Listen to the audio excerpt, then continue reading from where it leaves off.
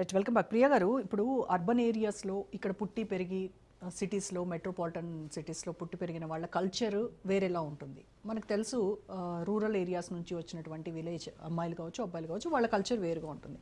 కానీ సిటీకి రావడంతోనే వాళ్ళు చాలా ఈజీగా ఈ కల్చర్ని అడాప్ట్ చేసుకొని ఇక్కడే పుట్టి ఇక్కడే పెరిగినట్టుగా ఇక్కడ ఈ వేషధారణ, ఈ వేష భాషలు అన్నీ కూడా చాలా ఈజీగా అడాప్ట్ చేసుకుంటున్నారు. ఏంటి ఇంత త్వరగా వాళ్ళని అట్రాక్ట్ చేసేవి?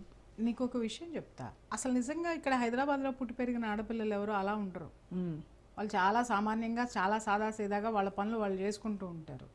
ఈ మనం చూసేటటువంటి ఈ పబ్బులు, క్లబ్బులు, తర్వాత ఈ కల్చర్లో ఈ దీన్ని ఏమంటారంటే ఫాల్స్ ప్రెస్టీజెస్ అనాలా, లేకపోతే సోకులు అనాలా. ఈ సోకులు పోయేదంతా అక్కడి నుంచి వచ్చేటటువంటి వాళ్ళే.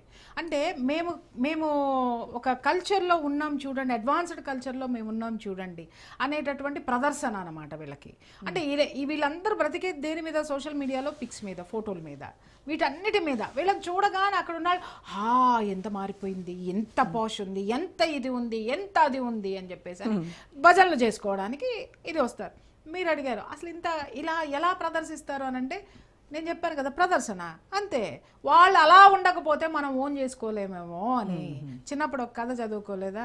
ఏది అనంటే, బాతు ఏంటి కొంగ బాతులాగా కనిపించాలని చెప్పేసి అని ఏం చేస్తుంది అనంటే, బాగా బాతు బలిష్టంగా ఉంటుంది, నేను అలాగే కనిపించాలి అని చెప్పేసి అని ఒక ఇది వేసుకొని బాతు, చనిపోయిన బాతు వింగ్స్ వేసుకొని తిరుగుతూ ఉంటుందంట. తిరుగుతూ ఉండేసరికి బాత నీళ్ళల్లోకి దూకి ఈదుకుంటా పోతుందంట. కొంగ కూడా నేను కూడా ఈద్దాం అని చెప్పేసి దిగిపోయి మునిగిపోతుంది అది. అంటే ఎలా ఉంటుంది అని అంటే, ఎవరి సహజత్వాన్ని వాళ్ళు ప్రదర్శిస్తేనే ఒక హుందాతనము. అంతేగాని ఈ పిచ్చి అన్నీ ఏంటంటేనమ్మా, అదే ఏదో దీని కరెక్ట్ వర్డ్ నాకు రావట్లేదు. ఏంటంటే మనం వెనకబడిపోయామేమోనన్న ఫీలింగ్లో ఉంటారు. అది ప్రదర్శించకపోతే వెనకబడిపోయామేమో. వీళ్ళకి అర్థం కాని విషయం ఏంటంటే, వీళ్ళ జీవితంలో వెనకబడుతున్నారు.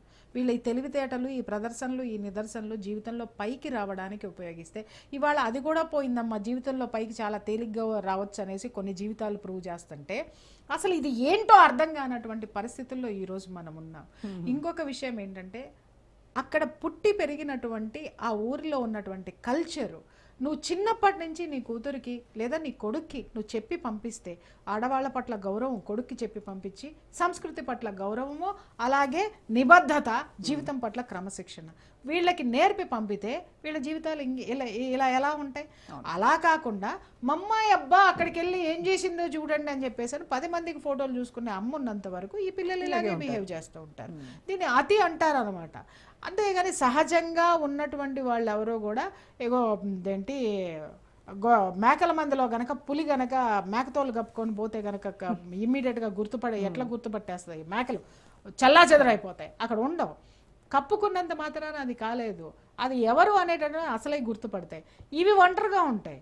ఈ ఒంటరితనంతో వీళ్ళందరూ ఒక చోట చేరేది ఎక్కడంటే, ఇగో ఇలాంటి కల్చర్ ఈవెంట్లు, ఇలాంటి గోల, మేము వెనకబడిపోతున్నాం. ఇదంతా ఎందుకు జరుగుతుందంటే, రోజా ఒకటే చెప్తున్నాను, ఏ మతంలోనైనా రెస్ట్రిక్షన్స్ ఉన్నాయి, మన ధర్మంలో లేదు. మనము ఏంటంటే ధర్మం ఆచరించమని చెప్తున్నాము, ఆ ధర్మంలో మనల్ని లేము. ఈరోజు కరెక్ట్గా మనం ఈ ధర్మాన్ని గాడిలోకి పెట్టగలిగితే ఇప్పుడప్పుడేనా అంటే ఖచ్చితంగా మన పిల్లలు